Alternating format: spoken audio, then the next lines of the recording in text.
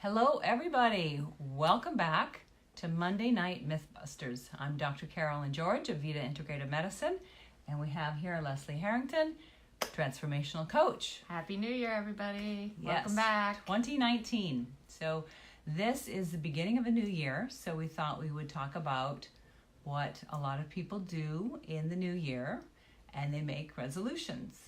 So while we're waiting for everybody to kind of settle in, I just want you to notice that we've changed our background setting here so that you can see different parts of the office.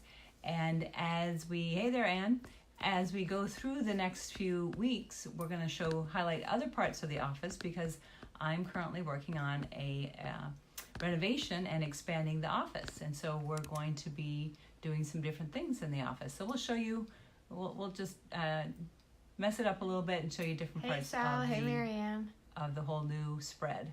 Say hi, guys, if you're on here. We can see people, but we don't get to see the names of anybody. Yeah, I think it's cool because we're going to play around with where we're at. So you might see us like moving around. Right. But we did try to keep us in our typical spots. Just so we didn't mess it up was too all much. weird. We had to like... Anyways, this is the waiting room right behind me. So while we're talking about dieting and the habits that you need, please just kind of give me a thumbs up if anybody has made a New Year's resolution, okay? And then give me 2 thumbs up if you made a resolution about eating or dieting or weight loss, anything having to do with that. Hey there, John. Hi, John. Johnny. Hey, Johnny. Johnny. Yes. Hey, Marianne. Welcome to Monday Night Mythbusters. So we wanted to first talk a little bit about just this idea of setting a resolution for the year. It's a good thing to do. It can be a good thing to do, but you have to think about the right way to do it. So instead of saying, I want to lose 20 pounds, break it down into individual steps. And so that might be something like, I'm going to eat 2 more vegetables a day. If you do that, you're less likely to fill up with the carbs and some of the other things that might make you gain weight. Or I'm going to drink 6 glasses of water a day. Or I'm going to walk, 2 miles 5 days a week. Break it down into realistic steps that you can measure and so that you can see if you're being successful. And as you start to break down the steps, the easier you make those initial steps, the more you commit to that, and then you start to build on those steps. So as you develop these habits and the repetition of the smaller steps, it's going to allow you to expand on the steps, and they're going to be a much bigger. You also want to focus on smaller things because when you focus on one thing, you're 80% more likely to get closer to that goal. When you bring in 2 things, that drops down to 30%. So it's really important not to overwhelm yourself with too many things at a time. If you say, I'm going to lose 20 pounds and I'm going to work out for 3 hours today, I'm going to eat perfectly clean, I'm not going to eat a single carb, I'm going to walk twice in the morning and 3 times at night. It's just not realistic. You're setting yourself up for failure, and you will have decision making and fatigue by the end of the day and really struggle with that. Oh yeah. So that's kind of our little first piece of advice. And then just to kind of think about your year to have an overarching theme. So is this the year you're going to work on your business? Is this the year you're going to work on your health? Is this the year you're going to work on relationships? You can choose different kinds of themes and then have different aspects of that so that maybe you didn't lose 20 pounds, but maybe you got much stronger. Maybe you did other really good things so you can still be successful in what your long-term goals are, because really your long-term goals are to be healthier, right? It's just not that 20 pounds. Maybe it's 20 pounds of muscle you've built, right? And sometimes it's not about the scale victories. So I like to call them non-scale victories. So counting the wins of how your clothes fit differently, or how your the exercise that you did, how you felt after that class. Those are things that you might not have seen that you lost a pound on the scale that day, but you had felt great, or you had super great energy. Those are all really important things to think of because you need small wins. And if you don't get to a place, you're not going to stay committed to your goal because you're going to feel like, I did it 3 times and it's not working, so I'm done. So I'm done, And that's kind of the typical thing that happens is people throw in the towel well before they are really practicing the activity, and repetition is what's going to get you there. And that's that last bit. Repetition is what's going to get you there. Just kind of think about that. So you may feel after doing it 2 or 3 or 4 or 10 times that you're not really moving the needle, but you are. So you really have to keep up with that consistency. That's really the way to get to your long-term goals, is that consistency. Yeah. There's a book, I think it's called the Little Book of Talent, and they talk about Bruce Lee and how Bruce Lee practices right. one kick 10,000 times versus practicing 10 different kicks, a Right. little bit here, a little bit there. He just same one until he perfects that kick.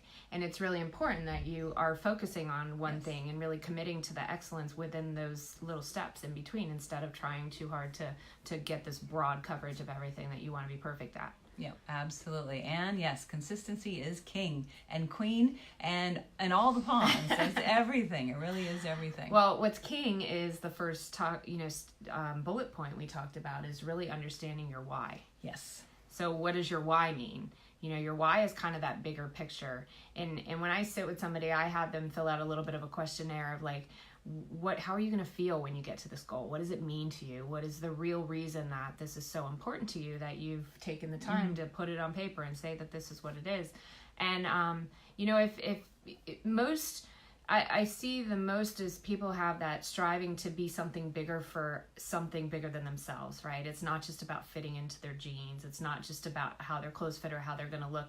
That is important. Don't get me wrong. There's a lot of appearance that builds confidence. But understanding that the things that are bigger, it might be to be able to play with their grandkids. It might be that they've seen their parents, fall sick and struggle in their older years, and they don't ever want to get diabetes, or they don't ever want to, struggle with that. Or they themselves have been sick and they want to live a really long time, and they're determined to really set the standard now for their lifestyle so that they can live long, healthy, and feel great. Those whys are going to be the ones that have more external kind of factors, I think, where they're either serving somebody else or they're really fulfilling something that's important to them, is going to give you much more chance for sustainability and to really be able to reach that goal. It's got to be bigger than... It's got to be, it's got to be big, but it's got to be something that's in your heart, right? Yeah. It's not really just to wear that cute black dress. Exactly. Right. So, yeah. Exactly. So really understanding your why, I really encourage all of you to just, when we finish this, or even pause this if you're listening to it in replay, just stop and think about, what is the real reason you're doing this? Do you want to get revenge on somebody who called you, fat? Do you want to play with your grandkids? Why are you doing this? Why would you spend some time, energy, money, all of the rest of this to kind of move forward in the weight loss realm, right? And then once you really have that pinned down and you understand, kind of go deeper and deeper. So why do I want to be able to play with my grandkids, and keep going deeper and deeper? Yeah, and imagine it. Get detailed in what that's going to look like for you. What's it going to feel like when you fit in those jeans? What's it going to feel like when you have that energy? What are your days going to look like when you can ideally create them to be and do everything you want to do? Right. So really get imaginative with that and get deep with that. So the why is really, really, really important. And from my experience and what I see, the people that have the biggest whys are the ones that have the most success. They're more committed. They're more consistent. Yeah. They're striving for something that is it's significant. Right. It's a big thing. So that's kind of our first place to start, is to really kind of understand that piece of it, and then understand that if you've made that commitment that you want to lose some weight, you want to get your body into a better composition, that it will take time, money, and energy. So it's not going to come just from saying you want to do it. Writing it down. Writing it down. And it's not just writing going to come... Writing it down is a big deal. Yeah, it does help, but it won't come just from that. So it Michelle. won't also come just from, not eating a chocolate a day, right? It's going to take preparation of good, healthy food. It's going to take time to exercise. You need to really understand that as a priority, it's going to take up some part of your day. And if you want to really understand how important your health is to you, look at how much of your day you spend on things that have to do with your health. If you spend most of your day taking care of other people's needs and working and doing other things, not on yourself, then you can recognize that you have not prioritized your own health. And then consider making some changes. Yeah, and then that becomes something where people come in, they're really fed up, and they're like, I know I need to take care of myself. They just don't know how to do it, right? And that's where the energy and the time management comes in. You know, people don't have time to work out. They don't have time to cook food. It's easy, the convenience, they got to pick something up. They'd rather go out to eat. The time comes and the freedom comes when you manage your time and you manage your energy. So it's the end of the day that most people are done for the day. That's when your choices are usually, you know, you throw in the towel, you're tired, your decision-making quota is up. And it's your energy is, in fact, or your willpower is finite. It does get lower at the end of the day. There's actually studies where judges, the longer the day goes, the more often they reject parole. So you don't want to be a person getting standing for parole at the end of the day, right before lunch or at late after lunch. Like lunchtime, they start to get favorable again, and then they trickle down. So there is really a lot of studies that support that there is decision-making fatigue, and especially willpower at the end of the day. So at the end of the day, you need to be setting yourself up for success. If you come home and there's not a single thing to eat, you're not prepared. Right. You have not planned for success. Yeah. And the time management, what people don't realize, they think it takes so long to cook and it takes so long to exercise. If you're doing that preparation on one day for a few hours, you've just saved yourself hours and hours of going to restaurants, of waiting, of taking a 3-hour dinner when you could have had something prepared and ready that's going to serve and support your goals. So one of the first steps is to kind of really think about your week. Do you work weekends? Do you work during the day? When do you have some free hours that you can really devote to doing some preparation for eating? There's probably people here saying right now that I don't have free hours. Right. And that's what I hear a lot. Right. You create them through time management. So tell us how to do that. So if the best way I think to start to identify where you are with how you're spending your time is to take just a regular piece of paper, throw it in a Word document from 6 a.m., whatever time you get up, to the time you go to bed. Every 15 minutes, write down, what are you doing with your time? How are you spending your time?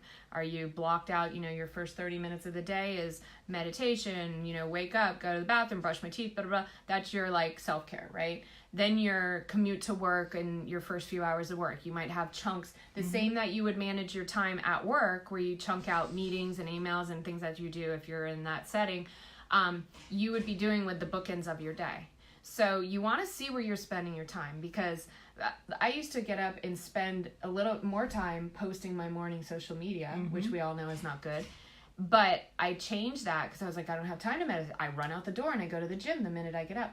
I swapped out some of that time. I'm like, I'm not doing social media in the morning anymore. That's going to become my time for meditation, because that made it consistent. Yes. You know, when you start to leave things up to chance as the day trickles on, that's less likely that you're going to fit in the things that are priority and important to you. We all know that happens, right? You've got this great plan for how you're going to work out after dinner, but then dinner doesn't happen till 8 o'clock, and then you're exhausted, and all you want to do is fall into bed. And there's tools to help manage that. Yeah. So there's things to flash on your screen. You've been on social media too long. You can actually get to where your phone is not even near you. I heard this guy where his assistant would change his passwords to all his social media through the week. And on Friday, she would give them the new password. And then he would use it over the weekend, and then during the week, he wouldn't use it at all. And he had a goal of writing a book, and that was how he did it. Okay. And there's ways that you can, literally right now, we have so much easy access to immediate reinforcement that you might need to implement some of those tools to control some of your time. So first off, get that piece of paper or Word document and really itemize where you're putting your time. And you may need to do that over a couple of days if your schedule isn't really consistent. But then kind of put in there, is this self-care? Is this care for others? Is this work? And so you can kind of understand where you're putting the lion's share of your time. Of course, childcare comes into all that. A lot of us have children. So just kind of really block it out. And then you're going to take that and kind of look to how you can manipulate it. And so I think you had some good ideas about how you can... Yeah, I like to look at the boulder, the rocks, and the gravel. Yeah. So the boulders are your 3 things, your top priorities that need to get done that day. So say your goal is weight loss, or you have a project you're working on. Weight loss, your goal, your three main things, you want at least one of those to support that master goal of weight loss. Right. So when you have those priorities, then exercise might be a priority. Making sure that you're prepped with your food might be a priority that day. If you're already prepped, you don't have to put that as a priority because Right. you're good to go. So you have your three things that are kind of like the must-dos of the day. And then, of course, that's not a lot, 3 things, right? Those you want to kind of kill it early part of the day. They call it eat the frog, right? So we've talked about eat the frog. You want to get them off of your plate, because as life starts to happen, you're going to find all of these things that what I call then is going to be the little pieces that kind of fill in the space between the 3 big rocks. If you're in a big jar and you have 3 rocks, and then you have little pieces of gravel, and then you have sand as the third one. Sand is going to be all the fillers, all the stuff that kind of takes up the other space. The gravel is going to be all the things that you can do between your boulders. So as you're working on a project, you're time managing. If you have 1 hour space, you want to be able to fill that space of an hour with things that are going to be in increments within that hour. So thinking of your 3 main goals with some of the things that are going to interfere, and then all the other stuff is kind of, going to be a wash. So to kind of give an explanation, so maybe, we're talking about dieting and food. So maybe while you're chopping the food, you're still working with your kids. So maybe you put them to work helping you chop, or maybe you put them to work cleaning. So that's, not to ever put down kids, but that they're kind of your gravel, right? And you've got your overarching goal of getting that food chopped up so that you can start to prep it and have plenty of things ready. What I will sometimes do is put all of the cut up some peppers, cut up some cucumbers, cut up some other things, and have them all in little containers in the fridge, so that when I want a salad, I'm not doing all the prep. I just pull out some lettuce, tear it up, and then take a handful of each thing, put it back in the fridge, and that's done in 7 minutes. And you allocate 7 minutes and you're done in 4. Okay, you have 3 minutes now to fill in one of these other smaller tasks that are on kind of your master list of things you want to do. They just weren't one of your 3 have-to-dos that day. Right. But now you have time to throw them in there. Right. So when you're really identifying where you're wasting your time, that's when some of the time appears to, where, and then of course there's going to be where you're not wasting a lot of time, and you're going to have to shift priorities, and you're going to have to say, okay, how important is it for me to get these things done? That is one of the hardest things to do, because you've gotten where you've gotten because you had certain priorities, and that may be why you're carrying the extra weight, because you've been stressed from your job, because you put your job first and haven't exercised, or haven't done your food prep, or haven't meditated. And a lot of people that come to us, just start to realize how important that stress management is to weight loss. Once they can manage the stress, your cortisol is not kicking in all the time, and your body can let some of that weight go.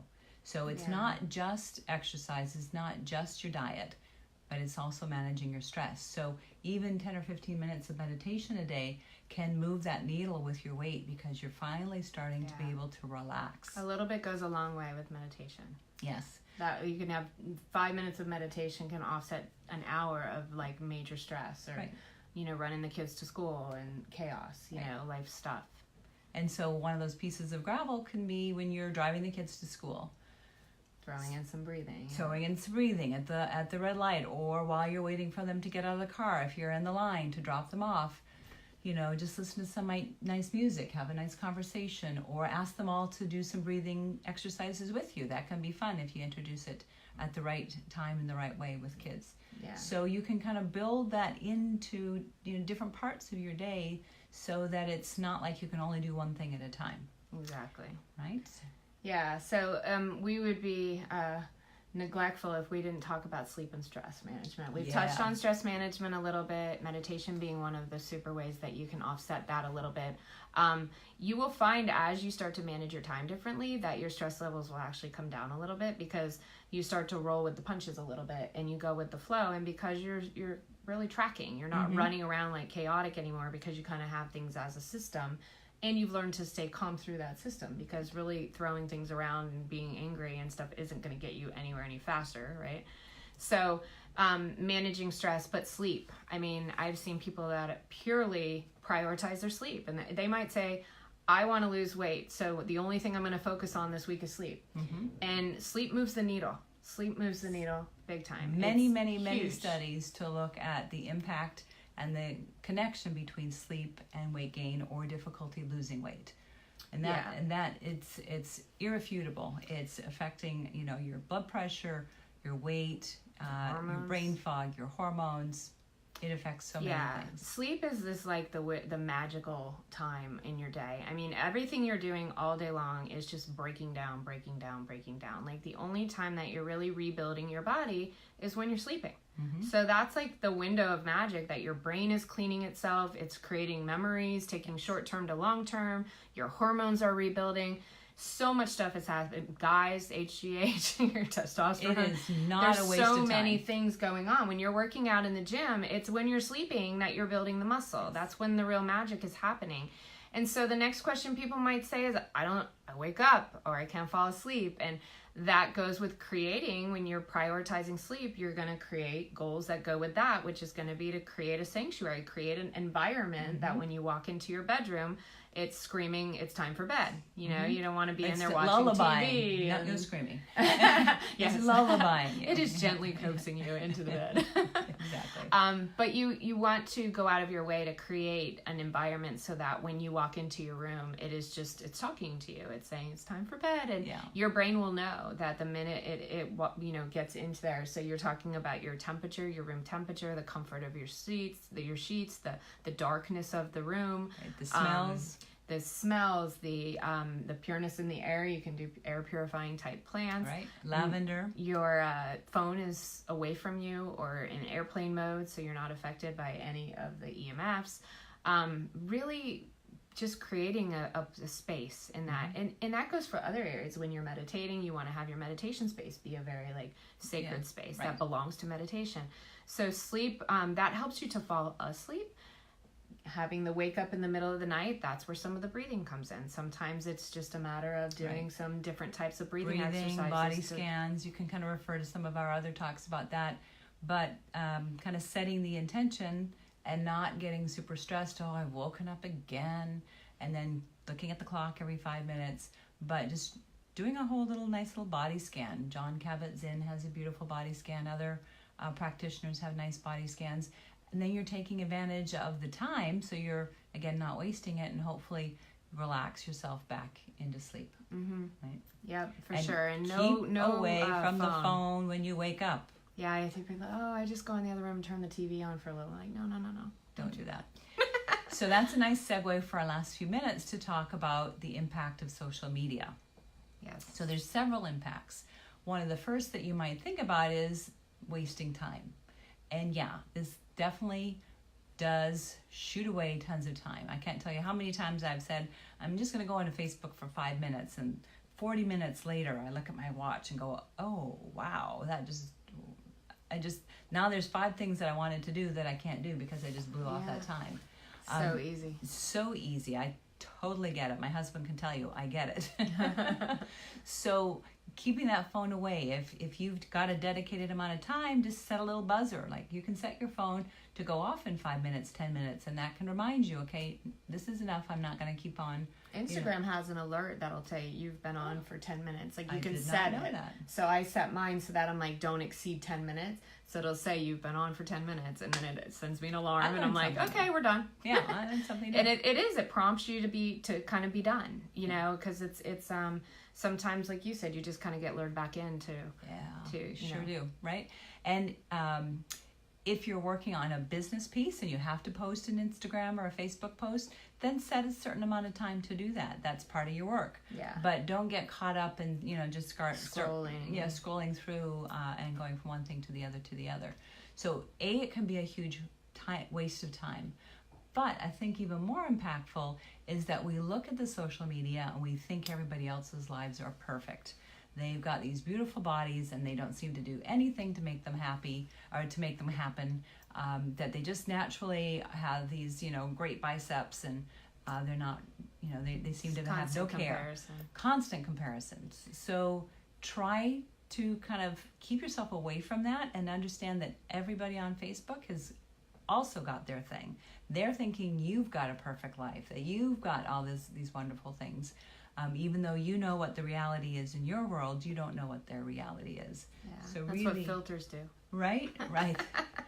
So understand, yeah, people use filters, they use angles, they use all kinds of things to make their skin, their body, their life appear like something it's not really, because they're trying to impress you to think that they've got it made. Yeah.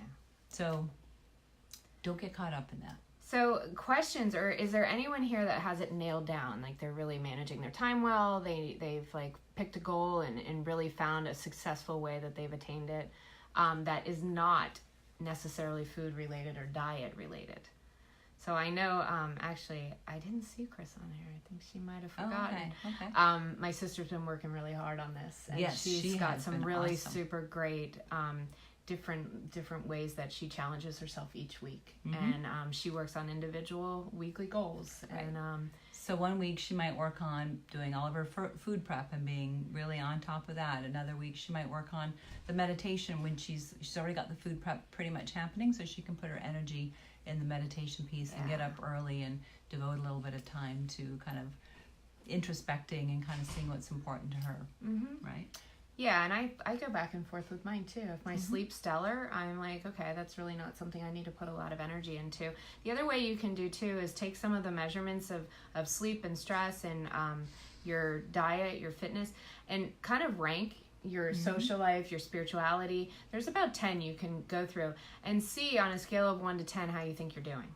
And the ones that you don't score yourself super high on, those are the focus areas that you really want to seek improvement, and those are the things that you might want to make more goals around. But choose one a week or one a month. Yeah, not all at once. And don't do all at once, right? Just really work on one thing, get that going a little bit smoother, and then kind of move on from there. Yeah, I did a full assessment for, like, I just went through everything in my life, and then I rated them, and so now I know, so in small doses, what areas I'm going to focus on, in each segment, and how I'm going to get there. And we constantly, it's not a one-time thing. You're constantly assessing where you are and not taking for granted and getting too comfortable in your routine. You want to have routine and structure, but at the same time you need to be able to go with the flow and have flexibility and not become too attached to any singular identity, right? You want to be able to transition, because as things change in your life, if you're so stuck on this one identity, you don't know what to do with yourself and you don't know who you are. So it's really important to be aware of having a little bit of a dynamic. That resilience. Yeah. So it looks like nobody is noting that they've got it all figured out. But does anybody have any tricks? Does anybody have any things that they have found really help them to be successful? I feel like we don't see everything all the time. Yeah, I don't know. There's a lot more comments. Is there anything else that's going on that people think is useful to share with other people? Because I think we can really learn from tricks that other people have implemented and have identified over years of trying yearly, annually, to do things better and differently. Yeah. So I'm guessing not. So with that, what we're going to do then is we'll close, and we'll see you next week. And we're going to be... Let us know what you think. Right? About the background. Yeah, if you like the background, so switch it out, go back to the old one. The lighting here is a little bit different, so I don't know if that makes it harder or easier for people to see. And then again, throw out your ideas. We've got a brand new year. We would like some ideas about things to talk about. And we don't want to talk about the same old. So any kind of if you want us to kind of dive into one thing kind of deeply, then shoot us some messages. What were we talking about the other day? I'm like, this needs to be a topic. I think it was cholesterol. Oh, yeah, it might have been I'm cholesterol. gonna dive into the deep cholesterol. Yeah, so that's one thing about Johnny likes the background. What different kinds of cholesterol tests they are and what they mean. Yeah, with that whole LDL and the whole controversy and good, bad, and ugly, all that good stuff. All that good stuff. Anyways, send us your ideas. Otherwise, we're going to pick them and you may not like them. And we're also going to consider having some interviews. So I think we're going to try to have some people float in and out, and anybody that can really bring value that we can interview and turn you on to some new ideas. Yeah. Yep, absolutely.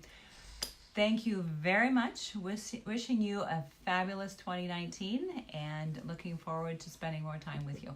Have a great year, guys. Have a great year. See you next week. And feel free to share this with anybody that you think might find it useful. And please like us on Facebook, Instagram, all those things. But do it quickly. You don't have to spend a lot of time. Yeah. Okay? All right, guys, have a great night. Take care.